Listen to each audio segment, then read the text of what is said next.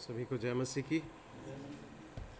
परमेश्वर ने फिर से एक और अवसर हमें दिया कि हम प्रभु के वचन में से अध्ययन करें। हम एलिया के जीवन में से उस समय के घटनाओं के द्वारा बहुत सारी बातें सीखते आए हैं। उसी को हम जारी रखते हुए हम पहला राजा की पुस्तक उसके 18वें अध्याय में आ जाएंगे। पहला राजा की पुस्तक उसका 18वां अध्याय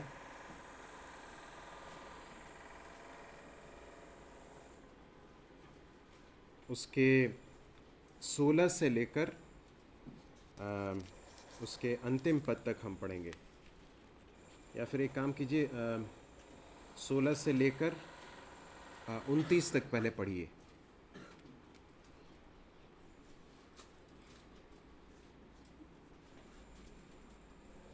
पहला राजा अहाब से मिलने गया और उसको बता दिया। अतः अहाब एलिया से मिलने चला। एलिया को देखते ही अहाब ने कहा, हे इज़राइल के सताने वाले, क्या तू ही है? उसने कहा, मैंने इज़राइल को कष्ट नहीं दिया, परंतु तू ही ने और तेरे पिता के घराने ने दिया है, क्योंकि तुम यहोवा की आज्ञाओं को टालकर बाल देवताओं की उपासना करने लगे। अब दूत भेजकर सारे इज़राइल को और बाल के 450 नबियों को और असेरा के 400 नबियों को जो इजेबेल की मेज पर खाते हैं, और मेरे पास कार्मेल पर्वत पर इकट्ठा कर लें। तब अहाब ने सारे इजरायलियों को बुला भेजा और नबियों को कार्मेल पर्वत पर इकट्ठा किया। तब एलिया सब लोगों के पास आकर कहने लगा, तुम कब तक दो विचारों में लटके रहोगे? यदि यहोवा परमेश्वर हो तो उसके पीछे हो लो, और यदि बाल हो तो उसके पीछे हो लो। लोगों ने उसके उत्तर में एक भी बात ना कही। तब एलिया ने लोगों से कहा, यहोवा के नबियों में से केवल मैं ही रह गया हूँ, और बाल के नबी 450 मनुष्य हैं। इसलिए 2 बछड़े लाकर हमें दिए जाएं। वे एक अपने लिए चुनकर उसे टुकड़े टुकड़े करके काट कर लकड़ी पर रख दे, और कुछ आग न लगाए। और मैं दूसरे बछड़े को तैयार करके लकड़ी पर रखूँगा और कुछ आग न लगाऊँगा। तब तुम अपने देवता से प्रार्थना करना, और मैं यहोवा से प्रार्थना करूँगा, और जो आग गिरकर उत्तर दे वे परमेश्वर ठहरे। तब सब लोग बोल उठे, अच्छी बात। और एलिया ने बाल के नबियों से कहा, पहले तुम एक बछड़ा चुनकर तैयार कर लो, क्योंकि तुम तो बहुत हो। तब अपने देवता से प्रार्थना करना, परंतु आग न लगाओ। तब उन्होंने उस बछड़े को जो उन्हें दिया गया था लेकर तैयार किया, और भोर से लेकर दोपहर तक वह यह कहकर बाल से प्रार्थना करते रहे, हे बाल हमारी सुन, हे बाल हमारी सुन। परंतु न कोई शब्द और न कोई उत्तर देने वाला हुआ। तब वे अपनी बनाई हुई वेदी पर उछलने कूदने लगे। दोपहर से को एलिया ने यह कहकर उनको इकट्ठा किया, मुझे शब्द से पुकारे तो वह तो देवता है, वह तो ध्यान लगाए होगा, या कहीं गया होगा, या यात्रा में होगा, या हो सकता है कि सोता हो, या और उसे जगाना चाहिए। और उन्होंने बड़े शब्द से पुकार के अपनी रीति के अनुसार छुरियाँ और बर्छियों से अपने अपने को यहाँ तक घायल किया कि लहू लुहान हो गए। ये दोपहर भर ही क्या, वरन भेंट चढ़ाने के समय तक नाबूद करते रहे, परंतु कोई शब्द सुन न पड़ा, न किसी बात किसी को किसी ने उत्तर दिया, न कान लगाया। आगे भी पढ़ लें कृपया। कोई और भाई पढ़ने में मदद करें, जोर से पढ़ें। तब एलिया ने सब लोगों से कहा, मेरे निकट आओ। और सब लोग उसके निकट आए। तब उसने यहोवा की वेदी की जो गिराई गई थी मरम्मत की। फिर एलिया ने याकूब के पुत्रों की गिनती के अनुसार, जिसके पास यहोवा का यह वचन आया था कि तेरा नाम इसराइल होगा, 12 पत्थर छांटे, और उन पत्थरों से यहोवा के नाम की एक वेदी बनाए, और उसके चारों ओर इतना बड़ा गड्ढा खोद दिया कि उसने 2 सवा भी समा सके। तब उसने वेदी पर लकड़ी को सजाया और बछड़े को टुकड़े टुकड़े काटकर लकड़ी पर धर दिया, और कहा, 4 घड़े पानी भर के होम बलि पशु और लकड़ी पर उंडेल दो। तब उसने कहा, दूसरी बार वैसा ही करो। तब लोगों ने दूसरी बार वैसा ही किया। फिर उसने कहा, तीसरी बार करो। तब लोगों ने तीसरी बार भी वैसा ही किया, और जल वेदी के चारों ओर बह गया, और गड्ढे को भी उसने जल से भर दिया। फिर भेंट चढ़ाने के समय एलिया नबी समीप जाकर कहने लगा, हे इब्राहिम, इसहाक और इस्राएल के परमेश्वर यहोवा, आज यह प्रकट कर कि इस्राएल में तू ही परमेश्वर है, और मैं तेरा दास हूँ, और मैंने ये सब काम तुझ से वचन पाकर किए हैं। हे यहोवा, मेरी सुन कि ये लोग जन लेके, हे यहोवा, कि तू परमेश्वर है और तू ही उनका मन लौटा लेता है। तब यहोवा की आग आकाश से प्रकट हुई और होम बलि को लकड़ी और पत्थरों और डोली समेत भस्म कर दिया, और गड्ढे में का जल भी सुखा दिया। यह देख सब लोग मुंह के बल गिरकर लोग उठे, यहोवा ही परमेश्वर है, यहोवा ही परमेश्वर है। एलिया ने उनसे कहा, बाल के नबियों को पकड़ लो, उनमें से एक भी छूटने न पाए। तब उन्होंने उनको पकड़ लिया, और एलिया ने उन्हें नीचे किसोन के नाले में ले जाकर मार डाला। फिर एलिया ने आहाब से कहा, उठकर खा पी, क्योंकि भारी वर्षा की सनसनाहट सुन पड़ती है। तब आहाब खाने पीने चला गया, और एलिया कर्मेल की चोटी पर चढ़ गया और भूमि पर गिरकर अपना मुंह घुटनों के बीच किया, और उसने अपने सेवकों से कहा, चढ़कर समुद्र की ओर दृष्टि कर कि देख। तब उसने चढ़कर देखा और लौटकर कहा, कुछ नहीं दिखता। एलिया ने कहा, फिर 7 बार जा। 7वीं बार उसने कहा, देख, समुद्र में से मनुष्य का हाथ सा एक छोटा बादल उड़ रहा है। एलिया ने कहा, आहाब के पास जाकर कह कि रथ जुतवा कर नीचे जा, कहीं ऐसा न हो कि तू वर्षा के कारण रुक जाए। थोड़ी ही देर में आकाश वायु से उड़ाई हुई घटा और आंधी से काला हो गया, और भारी वर्षा होने लगी, और आहाब सवार होकर इस्राएल को चला। तब यहोवा की शक्ति एलिया पर ऐसी हुई कि वह कमर बांधकर आहाब के आगे आगे इस्राएल तक दौड़कर चला गया। परमेश्वर अपने वचन के पढ़े सुने जाने पर अपनी आशीष दे। हमने पिछली बार इस बात को देखा था कि एक लंबा समय गुजर चुका है, करीब 3 वर्ष से अधिक समय बीत चुका है। इज़राइल में क्या पड़ा है? अकाल पड़ गया है। अकाल के कारण बहुत बुरी स्थिति है, पानी नहीं है।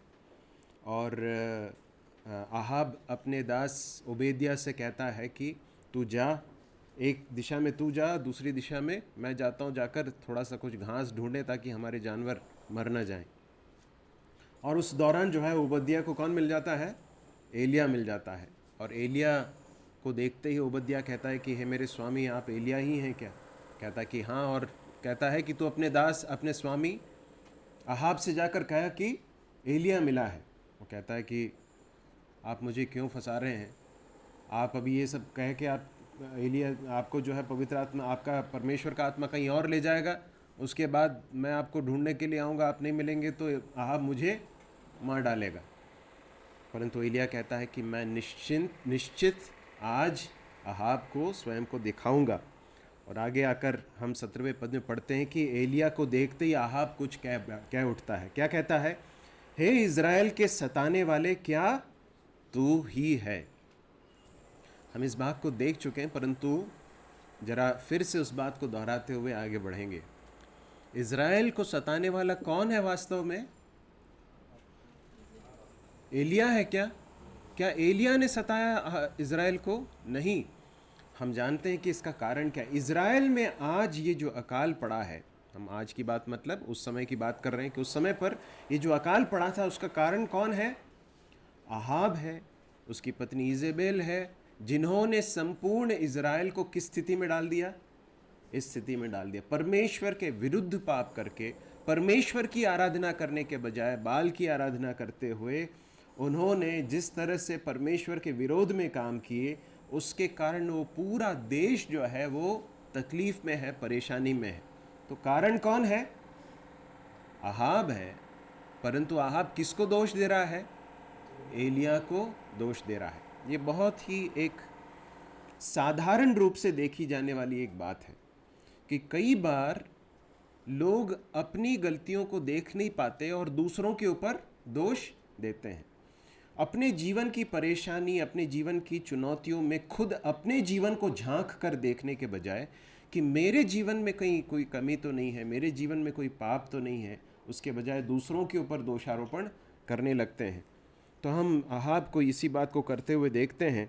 लेकिन एलिया का क्या उत्तर है? उसने कहा, मैंने इज़राइल को कष्ट नहीं दिया, परंतु तू ही ने और तेरे पिता के घराने ने दिया है, क्योंकि तुम यहोवा की आज्ञाओं को टाल कर बाल देवताओं की उपासना करने लगे।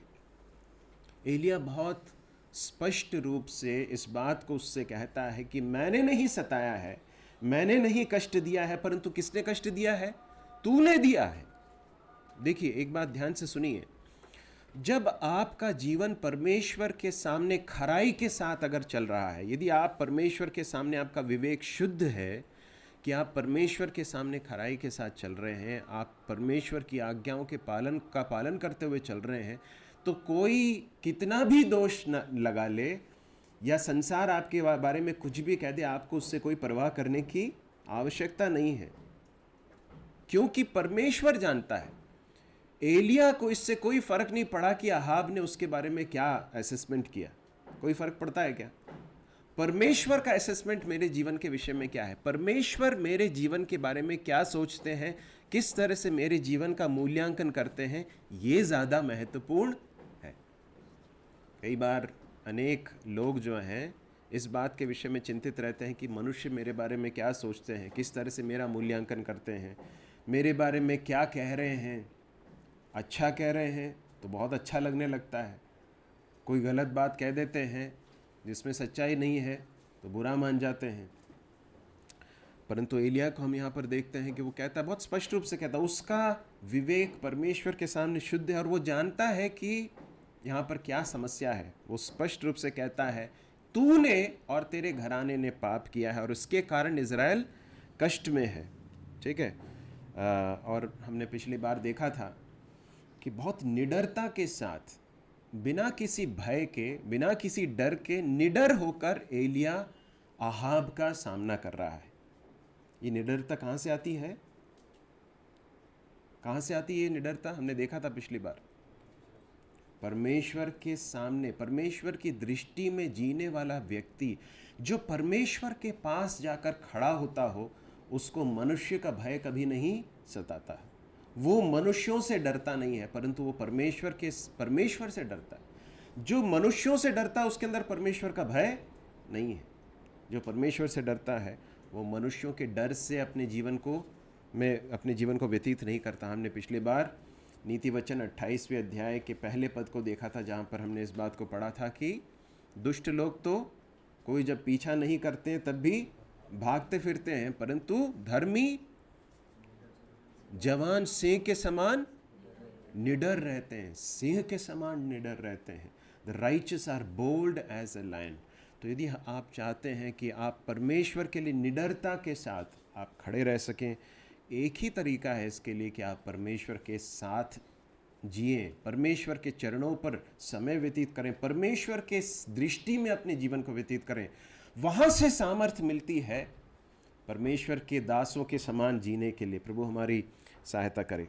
तो उसके बाद फिर हम देखते हैं कि अहाब को जो है एलिया एक आदेश दे रहा है। क्या कहता है? अब दूत भेजकर सारे इज़राइल को और बाल के 450 नबियों और अशेरा के 400 नबियों को जो इजेबेल की मेज़ पर खाते हैं मेरे पास करमेल पर्वत पर इकट्ठा कर ले। हमने पिछली बार भी इस बात को देखा था। ध्यान से सुने इस बात को कि राजा कौन है? अहाब है, परंतु आदेश कौन दे रहा है? एलिया दे रहा है। और अहाब को मानना भी पड़ रहा है ना? क्यों? देखिए, जब एक व्यक्ति परमेश्वर को जानने वाला व्यक्ति जब परमेश्वर की आज्ञा के उल्लंघन में जी रहा हो ना, तो वो बहुत कमज़ोर हो जाता है। ध्यान से सुनिए इस बात को। आप लोग सुन रहे हैं इस बात को?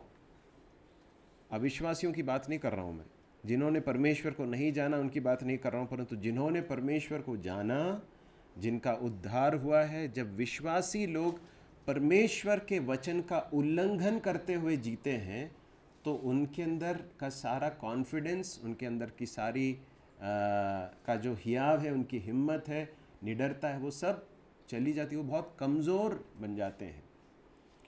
और यहाँ पर हम देखते हैं कि वो जाता है, अहाब सारे इज़राइलियों को बुला देता है और नबियों को करमेल पर्वत पर इकट्ठा करता है। अब देखिए जरा क्या संख्या है, इज़राइल, सारे समस्त इज़राइल को इकट्ठा किया गया है। और फिर लिखा है कि 19वें पद में 450 नबी किसके हैं? बाल के। और अशेरा के कितने हैं? 400। मतलब कितने हो गए? 850, है ना, झूठे भविष्यवक्ता। और इस प्रसंग में, इस घटना में उन 850 लोगों के विरुद्ध में कौन खड़ा है? परमेश्वर का एक भविष्यवक्ता। अब इसका अर्थ ये नहीं कि और दूसरे भविष्यवक्ता नहीं है, परंतु इस घटना की बात कर रहे हैं। इस घटना में परमेश्वर के पक्ष में खड़े होकर परमेश्वर की सच्चाई को प्रस्तुत करने के लिए एक व्यक्ति खड़ा है, और उसके विरुद्ध में 850 तो झूठे भविष्यवक्ता खड़े हैं, और समस्त इज़राइल भी वहाँ पर एकत्रित है। तब अहाब ने इज़राइलियों को बुला लिया, नबियों को करमेल पर्वत पर इकट्ठा किया। अब क्या होता? 21वें पद में पढ़ते हैं, तब एलिया सब लोगों के पास आकर कहने लगा, तुम कब तक दो विचारों में लटके रहोगे? यदि यहोवा परमेश्वर हो तो उसके पीछे हो लो, यदि बाल हो तो उसके पीछे हो लो। अब यहाँ पर एक बहुत महत्वपूर्ण बात है जो एलिया कह रहा है। अंग्रेजी में जो लिखा है वो इस तरह से लिखा है कि how long will you go limping between two opinions? दो विचारों के बीच में तुम कब तक ये नृत्य करते रहोगे, या क्या बोलते हैं उसको, नृत्य को, और क्या, और कौन सा शब्द है डांस के लिए, क्या बोलते हैं? नाच, हाँ, नाचते रहोगे। हाँ, ये लोग, इजरायली लोग जो है उस समय पर किस अवस्था में है? वे परमेश्वर के पक्ष में भी नहीं है और बाल के भी, मतलब वो दोनों की पूजा करने के, दोनों के पीछे चलने की कोशिश कर रहे हैं। परंतु परमेश्वर का दास एलिया एक बात स्पष्ट रूप से उनसे कहता है, ये दो विचारों के बीच में नाचना बंद करो। Don't go limping. How long will you go limping between two opinions? दो विचारों के बीच में कब तक ये नाचते रहोगे? कब तक तुम अपने मन को नहीं बनाओगे? 3 वर्ष से अधिक बीत चुके हैं और बारिश नहीं हुई है, अकाल पड़ा हुआ है। और आप जानते हैं बाल को किस तरह से मानते थे? क्या मानते थे? बारिश के देव के रूप में मानते थे। तो एलिया इन इफेक्ट क्या कहना चाहता है? 3 वर्ष बीत चुके हैं, तुमने देखा है कि मेरे कहने के कारण परमेश्वर ने क्या कर दिया है? बारिश को रोक दिया है। क्या इतना समय काफी नहीं है तुम्हारे मन को बनाने के लिए? अभी भी तुम दो विचारों के बीच में लटके हुए हो। मेरे प्रिय भाइयों और बहनों, परमेश्वर ने अपने विषय में बहुत स्पष्ट रूप से अपने वचन में और हमारे आसपास और हमारे जीवन के अलग अलग अनुभवों के द्वारा इस बात को बहुत स्पष्ट रूप से दिखाया है कि परमेश्वर कौन है, कि हमारा परमेश्वर ही सच्चा परमेश्वर है, कि वह पवित्र है, कि वो धर्मी है, वो न्यायी है, वो पाप से घृणा करने वाला है, और वो चाहता है कि हम संपूर्ण मन से उसकी सेवा करें, उससे प्रेम करें। परंतु इन सच्चाइयों को जानने के बाद भी कितने ही बार हम दो ओपिनियंस के बीच में, दो विचारों के बीच में नाचते रहते हैं। यूहन्ना की पत्री में यूहन्ना इस तरह से लिखता है कि परमेश्वर और संसार दोनों से प्रेम नहीं किया जा सकता है। जो परमेश्वर से प्रेम करता है वो संसार से प्रेम नहीं कर सकता। जो संसार से प्रेम करता है वो परमेश्वर से न सिर्फ प्रेम नहीं कर सकता, परंतु वो परमेश्वर के प्रति क्या है? क्या लिखा है? संसार से मित्रता, परमेश्वर से बैर है या शत्रुता है, बैर है। तो इन दो ओपिनियंस के बीच में एक को चुनना होगा। इजरायली लोग अनेक वर्ष जो है अब यहां बिता चुके दो विचारों के बीच में नाचते हुए, उन्होंने अभी तक अपना मन नहीं बनाया है, अभी भी जो है वे दो विचारों के बीच में अटके हुए हैं। हिंदी में कहावत है ना कि दो नाव पर पांव रखकर नहीं चल सकते। चल सकते? नहीं चल सकते। दो स्वामियों की सेवा नहीं कर सकते। प्रभु यीशु मसीह ने स्वयं कहा है ना, तुम धन और परमेश्वर दोनों की सेवा नहीं कर सकते। आज ये जो प्रश्न है जिसे एलिया ने इजराइलियों को कहा, वो प्रश्न आज हमारे सामने भी है। किसकी सेवा करना चाहते हो? आपको याद है यहोशू ने यही सवाल इजराइलियों से कहा, तुम आज चुन लो, आज तुम चुन लो कि तुम किसकी सेवा करोगे। महानद के पार जो दूसरे जो लोग थे, जो देवता थे, उनकी सेवा करोगे या फिर यहोवा परमेश्वर की सेवा करोगे। जहां तक मेरे और मेरे घराने की बात है, हम तो यहोवा ही की सेवा नित करेंगे। As for me and my house, we will serve the Lord. लेकिन तुम चुन लो। तो वो कहता है कि कब तक दो विचारों में लटके रहोगे? यदि यहोवा परमेश्वर हो तो उसके पीछे हो लो। क्या तुम्हें इस बात का भान है कि कौन है परमेश्वर? सच्चे परमेश्वर के पीछे चलो। सिर्फ धारणाओं के अपने कयास लगाकर कुछ भी अपने जीवन में मत। देखिए, ये एक ऐसा विषय है जो किसी भी मनुष्य के जीवन का सबसे अहम विषय है, सबसे अहम सवाल है कि वो किसके पीछे चल रहा है। परमेश्वर का वचन स्पष्ट रूप से बताता है कि परमेश्वर के साथ कॉम्पीट करने वाला कोई व्यक्ति नहीं हो सकता। परमेश्वर के साथ किसी की प्रतिस्पर्धा नहीं हो सकती, उसकी तुलना में कोई नहीं है। वचन में स्पष्ट लिखा है, हमारे यहोवा परमेश्वर के तुल्य कौन है? कौन है जिसके साथ उसकी तुलना की जा सकती? हो सकता है आपके मन में विचार आ रहे हों कि मैं तो ऐसा कुछ करता नहीं, मैंने तो सब कुछ छोड़ दिया है और मैं परमेश्वर की सेवा परमेश्वर की ही आराधना करती हूँ। परंतु एक बहुत ही गूढ़ सवाल है, बहुत ही महत्वपूर्ण सवाल है जो मुझे और आपको जिसका जवाब देना होगा कि ऐसा तो नहीं कि परमेश्वर के लिए कोई खुदी हुई मूर्त हमने न बनाई हो, परंतु उसके स्थान को लेने वाली कोई चीज़ हमारे जीवन में आ गई हो जिससे परमेश्वर का स्थान दे दिया है हमने। वो मूर्त के ही समान है फिर, है कि नहीं? जो परमेश्वर का स्थान ले, जो परमेश्वर की महिमा को चुराने की कोशिश करे, जो परमेश्वर से ज्यादा हमारे लिए कीमती हो, जो परमेश्वर से ज्यादा हमारे लिए प्रेशियस हो, जिसमें हमें परमेश्वर के साथ की सहभागिता से ज्यादा मजा जिसमें आता है, वो हमारे लिए ईश्वर बन गया है। हो सकता है हमारे लिए कोई मनोरंजन की बात हो, कोई पाप की आदत हो, मैं नहीं जानता क्या है, परंतु क्या कोई चीज है जिसने परमेश्वर का स्थान आपके जीवन में ले लिया है और जो आपके लिए परमेश्वर और आपके बीच में एक रोड़ा बन के खड़ी हुई है? क्या लिखा है यहाँ पर? कब तक दो विचारों में लटके रहोगे? You can not serve two masters. दो स्वामियों की सेवा नहीं कर सकते। हम प्रकाशित वाक्य की पुस्तक में अध्ययन कर रहे थे ना, लौदीकिया की कलीसिया को क्या कहा गया है? तुम ना तो ठंडे हो ना गर्म हो, तुम गुनगुने हो। इसलिए प्रभु कहता है कि मैं तुम्हें अपने मुंह से उगलने पर हूं। मेरे प्रिय भाई और बहनों, परमेश्वर हमसे टोटल कमिटमेंट, कंप्लीट सरेंडर चाहते हैं। परमेश्वर की इच्छा है कि हम उसका जो स्थान है वो किसी को ना दें, किसी वस्तु को ना दें, किसी व्यक्ति को ना दें, किसी धारणा को ना दें। प्रभु हमारी सहायता करे। कितना और समय बीतना होगा कि आप अपना मन बनाएंगे, कितने और संदेश आप सुनेंगे, कितने बार आपको स्मरण दिलाया जाएगा, कितने बार, कितने अलग अलग अनुभवों के द्वारा परमेश्वर आपसे बात करे कि आप फाइनली अपने जीवन में निर्णय ले लें कि मैं अब परमेश्वर ही की सेवा करूंगा। एलिया कहता है, यदि परमेश्वर यहोवा परमेश्वर है तो उसके पीछे हो लो, और यदि बाल है तो उसके पीछे हो लो। एक निर्णय आज ले ही लो। और लोगों ने उसके उत्तर में एक भी बात न कही करके लिखा है।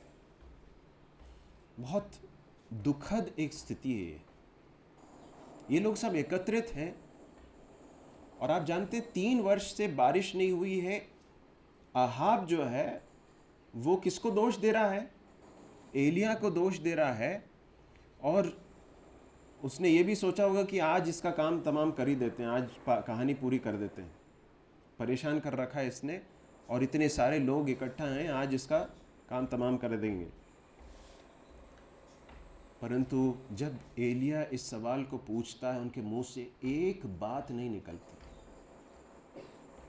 उनको अपने पाप का एहसास तो जरूर होता है, उन्हें समझ में आता है कि हम सही रास्ते पर नहीं चल रहे हैं, परंतु न तो विरोध में कुछ बात कह रहे हैं और न ही पक्ष में कुछ कह रहे हैं। आपको याद है प्रभु यीशु मसीह के पास कुछ फरीसी लोग आए और कहा कि तू ये सब किस अधिकार से कर रहा है?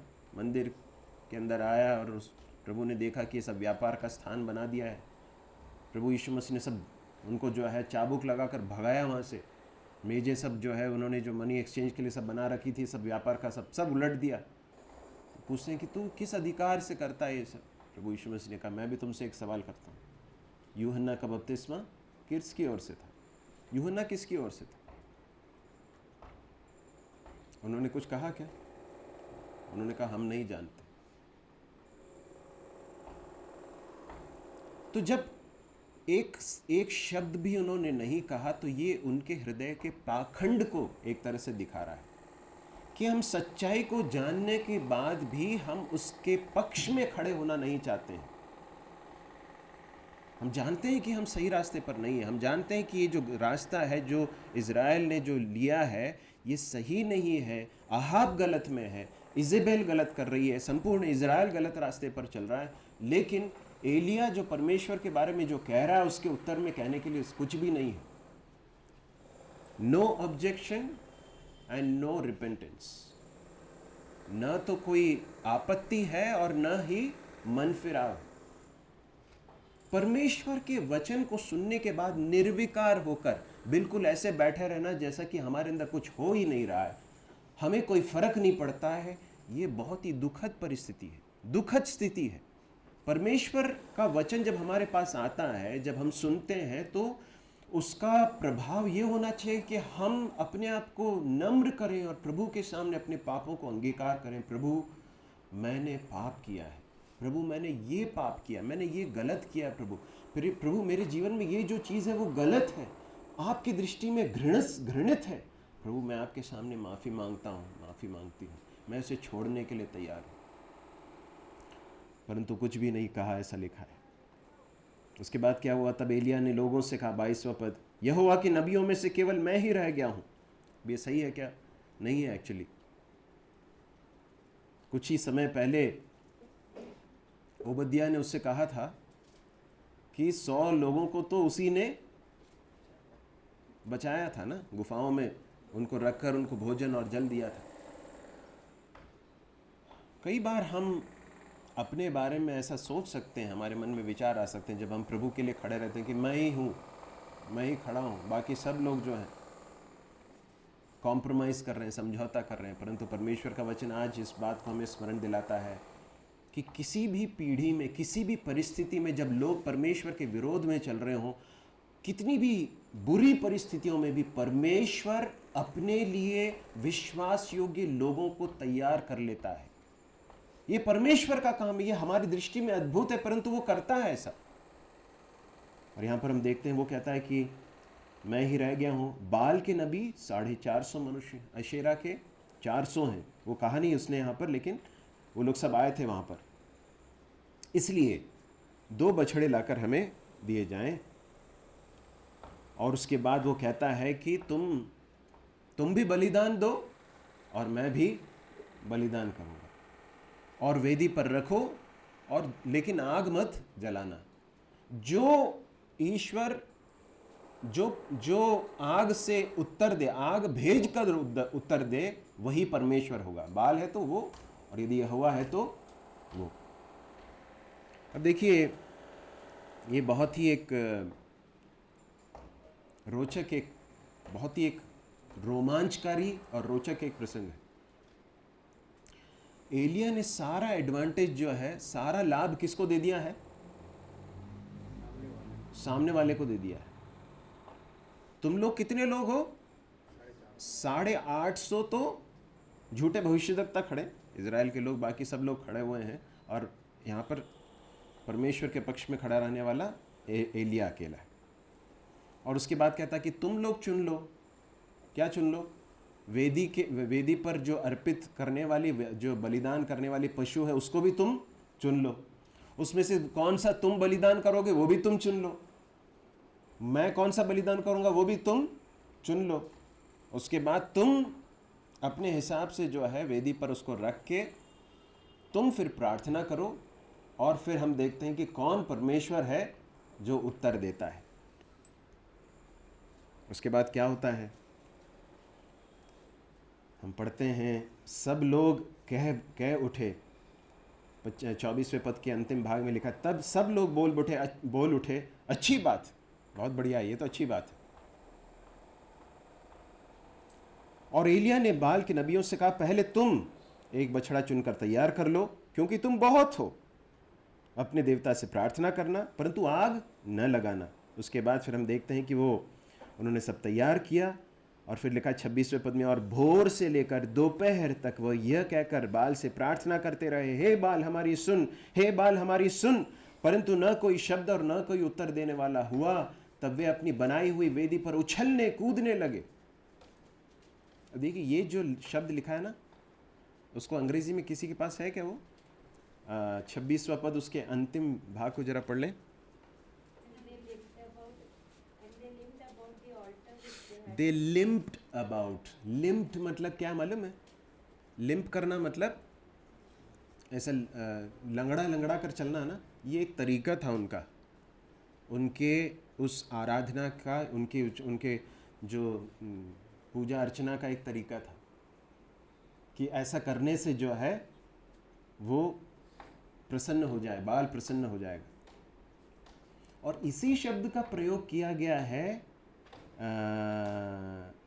21वें पद में कि कब तक तुम इसी तरह से जो है लटके रहोगे। मतलब वहाँ पर लिम्पिंग जो शब्द है वही है, कब तक तुम ये करते रहोगे। जो परमेश्वर पर भरोसा करता है ना, उसको इस तरह से उछल कूद करने की कोई ज़रूरत नहीं है। क्या लिखा है? लोग उछलने लगे, कूदने लगे।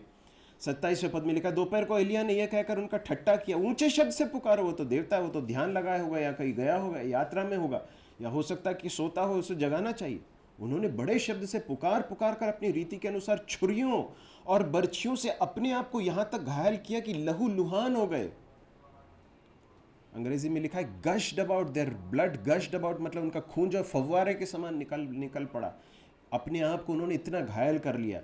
वे दोपहर भर ही क्या, वरन भेंट चढ़ाने के समय तक, संध्या तक मतलब नबूवत करते रहे, परंतु कोई शब्द सुन न पड़ा, और न तो किसी ने उत्तर दिया और न कान लगाया।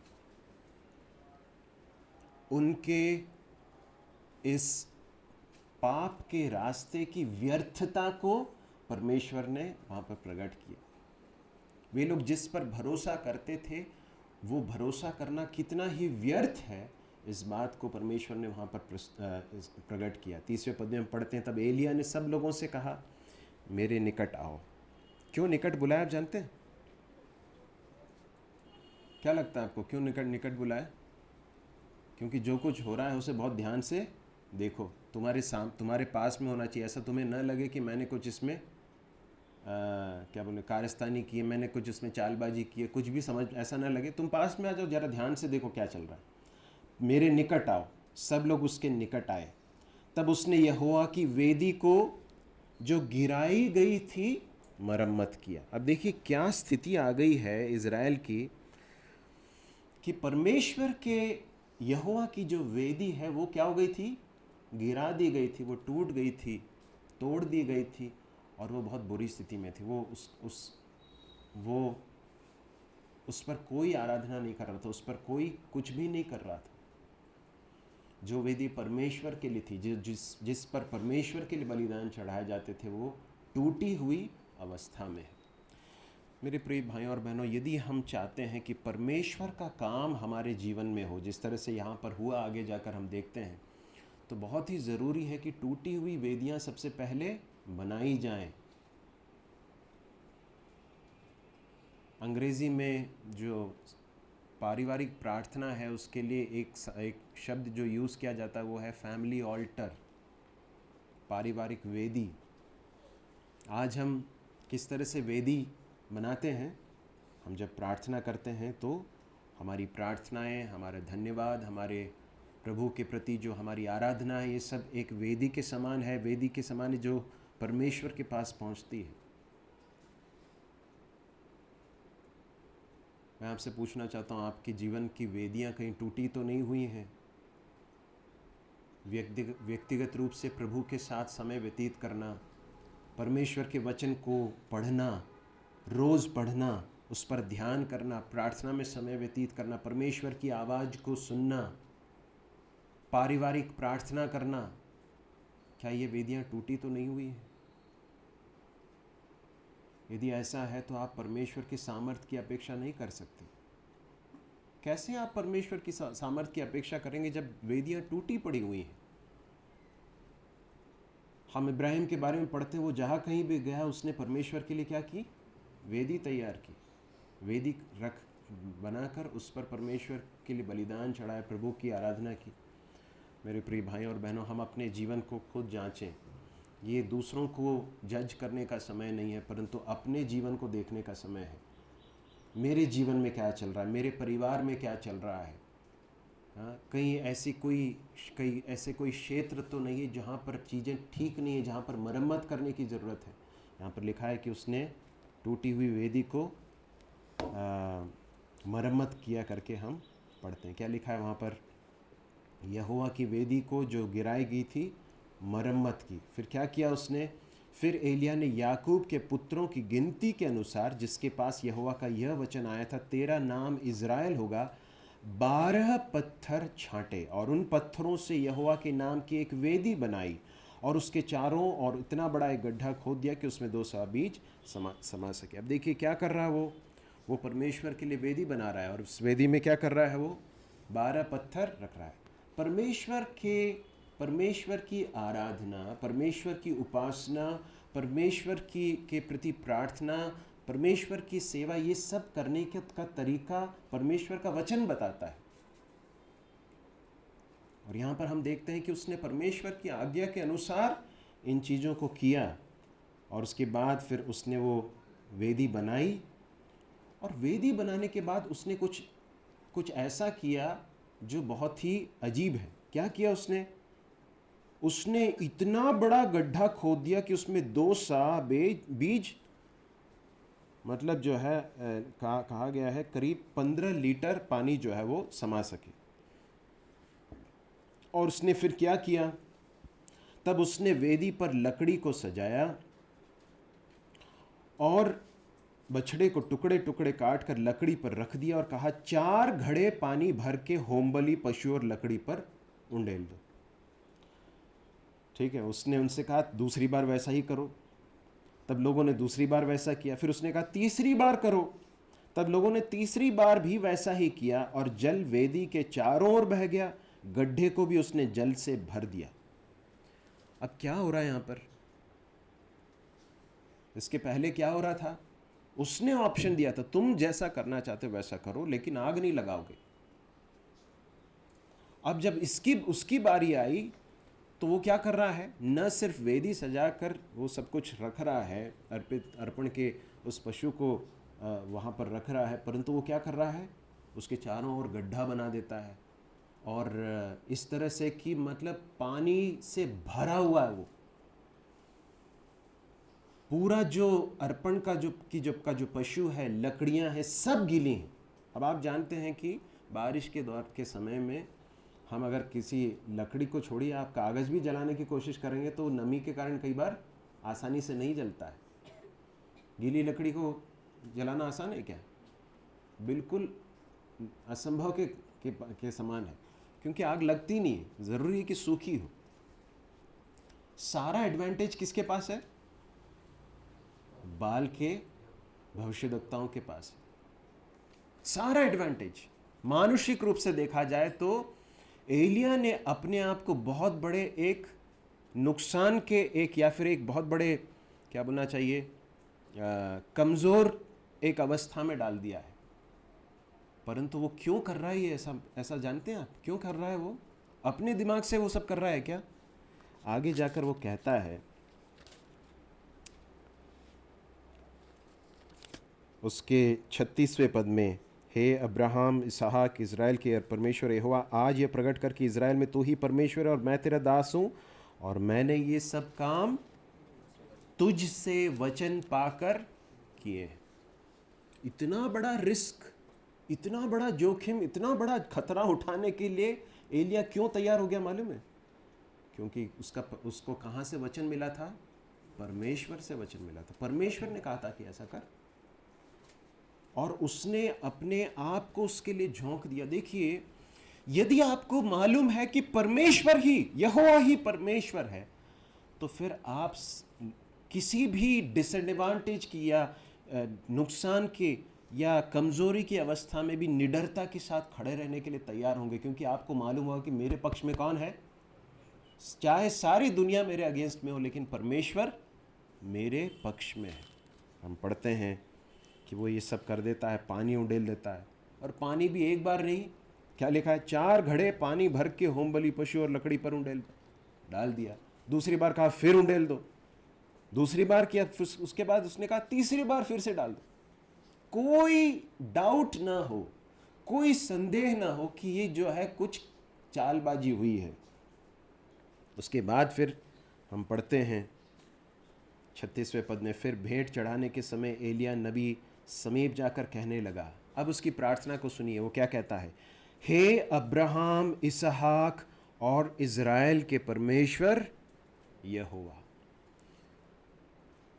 मेरे प्रिय भाइयों और बहनों, हमारे प्रार्थनाएं जो है ना, हमारी प्रार्थनाएं, ध्यान से सुनिए इस बात को, मैंने इसको पहले भी कई बार आपको स्मरण दिलाया है, हमारी प्रार्थनाएं इस बात का एक इंडिकेटर हैं, हमारी प्रार्थनाएं ये दिखाती हैं कि हम परमेश्वर को कितना जानते हैं, परमेश्वर को कितना जानते हैं और रोज परमेश्वर के साथ चल रहे हैं कि नहीं।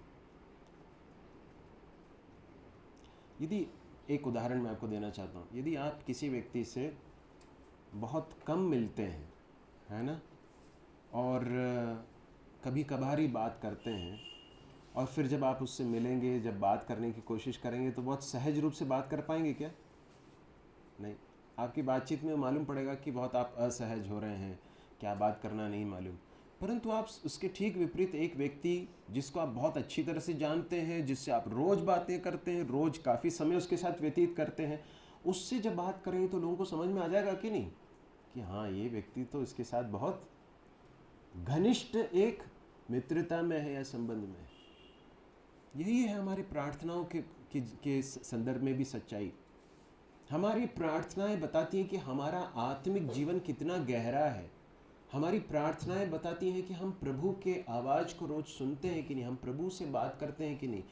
जब कलीसियाई रूप से, सामूहिक रूप से प्रार्थना करने की जब बात आती है, तब वो प्रकट होता है। हमारी व्यक्तिगत, हमारे रहस्यमय प्रार्थना का की जो सामर्थ्य है वो बाद में प्रकट होती है। प्रभु हमारी सहायता करे। वो क्या कह रहा है, हे अब्राहम, इसहाक और इज़राइल के परमेश्वर यहोवा। उसने परमेश्वर को जाना था, वो जानता था कि वो मेरा परमेश्वर कौन है, अब्राहम, इसहाक और याकूब का परमेश्वर है, जिसने वाचा बांधी है। वाचा बांधने वाला परमेश्वर।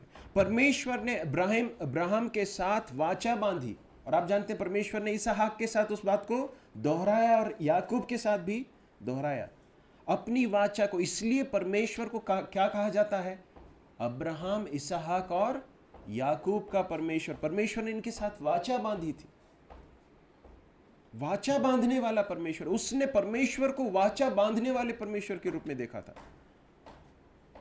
इज़राइल आज एक राष्ट्र के रूप में, उस समय की बात कर रहा हूं, अभी भी, परंतु हम अभी उस घटना के बारे में कह रहे हैं। उस समय पर इज़राइल एक देश के रूप में, बड़ी एक जाति के रूप में है।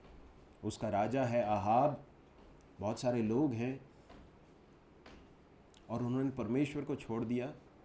परंतु एलिया इस बात को नहीं भूला है कि परमेश्वर ने इनके साथ वाचा बांधी है। अब्राहम, इसहाक और याकूब के साथ एक वाचा बांधी थी। वो उस वाचा को भूल गए, परंतु एलिया ने नहीं भूला है।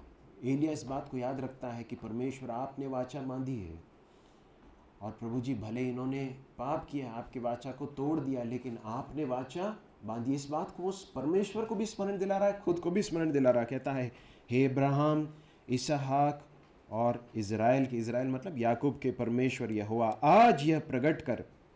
अब उसकी प्रार्थना क्या है? वो क्या कह रहा है? सिर्फ ये नहीं कह रहा प्रभु आप आज जो है आग भेज दीजिए और उसको भस्म कर दीजिए, ताकि जो है ये प्रूव हो जाए कि मैंने जो कुछ कहा था वो सही है। देखिए उसकी प्रार्थनाओं में क्या क्या कहता है। यह प्रकट कर कि इज़राइल में तू ही परमेश्वर है, that you alone are God।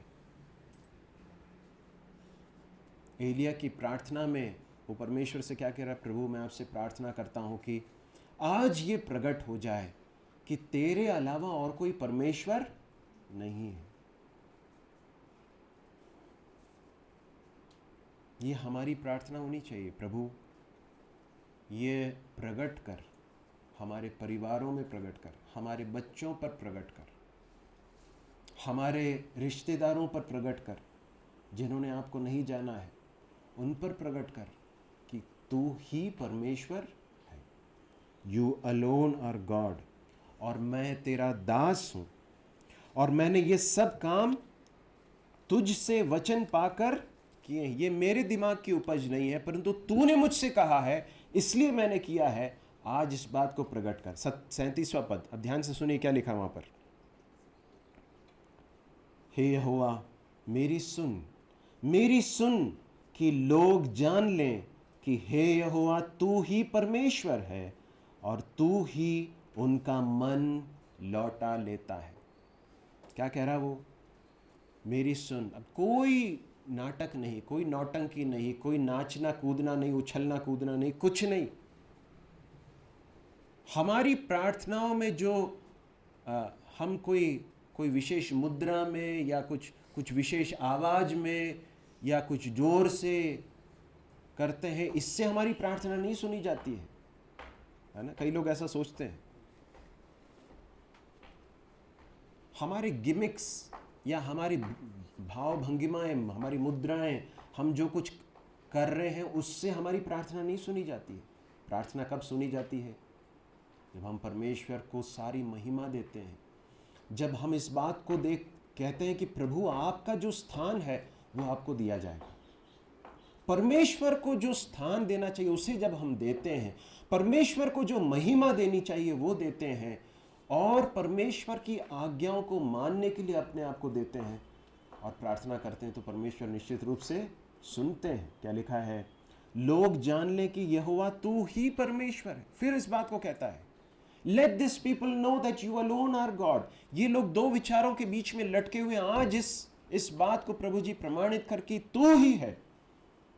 और उसके बाद एक बात कहता है, जरा ध्यान से पढ़े उसे, और तू ही उनका मन लौटा लेता है। अंग्रेजी में पढ़े उसे जरा। And that you have turned their backs. किसी दूसरे वर्जन में लिखा है that you are turning their hearts back to you. प्रेरितों के काम में हम ऐसा पढ़ते हैं।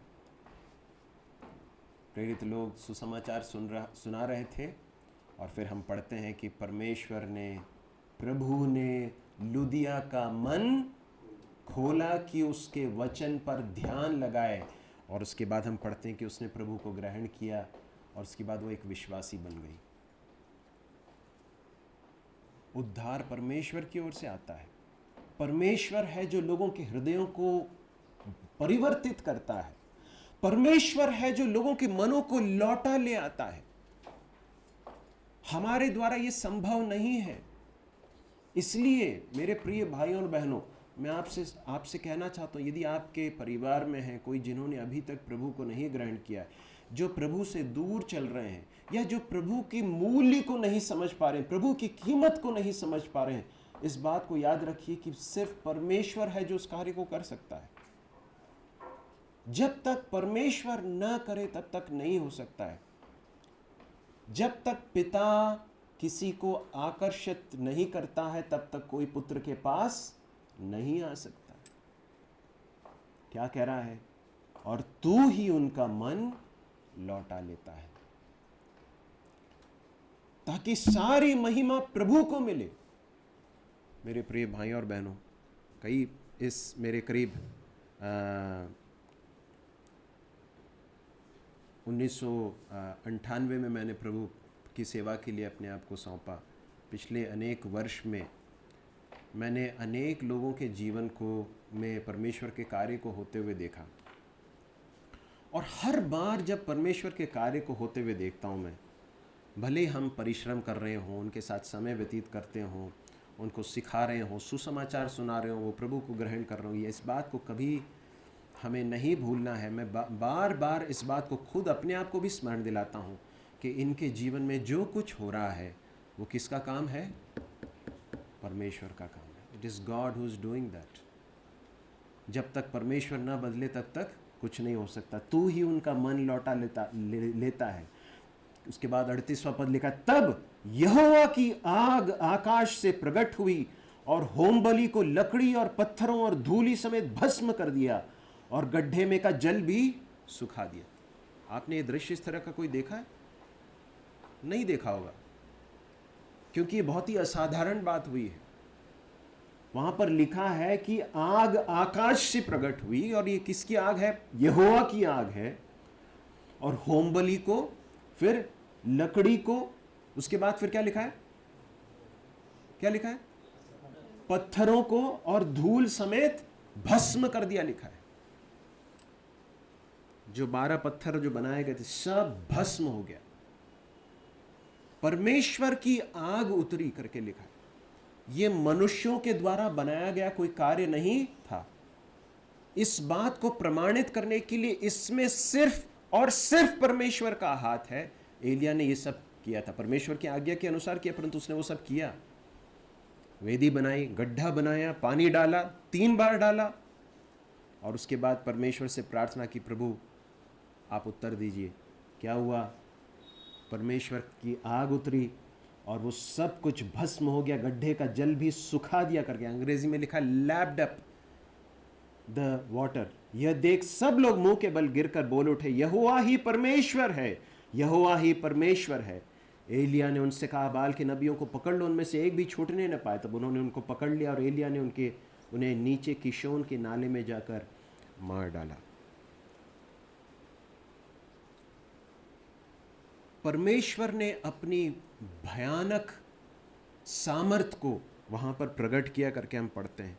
परमेश्वर ने एलिया की प्रार्थना को सुन लिया करके हम पढ़ते हैं। याकूब की पत्री में हम पढ़ते हैं कि एलिया भी हमारे ही समान दुख सुख भोगी मनुष्य था। उसने प्रार्थना की तो बारिश हुई। उसने कहा कि बारिश नहीं होगी तो नहीं हुआ। उसने जब प्रार्थना की तो बारिश हुआ करके हम पढ़ते। लेकिन यहाँ पर एक और बात हम देखते हैं। उसने क्या कहा? उसने प्रार्थना की तो क्या हो गया? स्वर्ग से आग उतर कर उस वेदी पर गिरी और इस बात को प्रमाणित किया कि यहोवा ही परमेश्वर है, और परमेश्वर लोगों को, इजरायली लोगों को अपने पास वापस लौटा ले आ रहा है। और आगे जाकर हम बाल के और दूसरे जितने झूठे भविष्यद्वक्ता हैं उनके ऊपर परमेश्वर के न्याय को आते हुए देखेंगे। प्रभु ने चाहा तो अगले बार जब हम उसका जब अध्ययन करेंगे तो उसे और विस्तार से देखेंगे, परंतु हम यहाँ पर समाप्त करेंगे।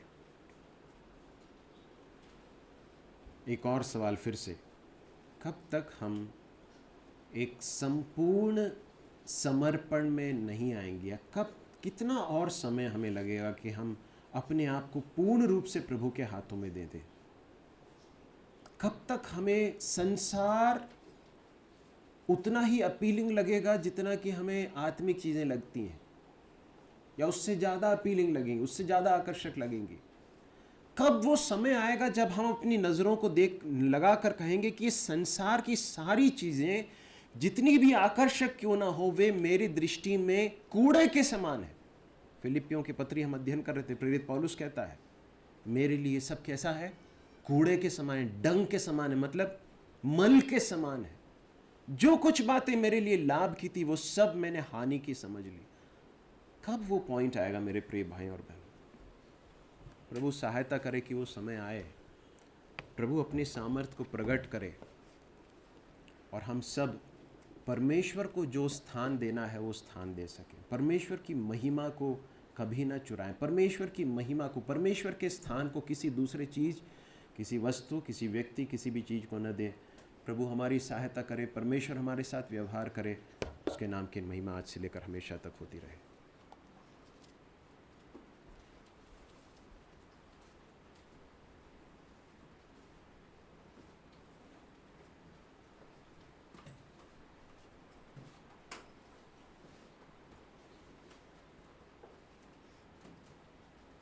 हमारे समस्त प्रभु, धन्यवाद देते हैं प्रभु जी आपकी समस्त वचन के लिए।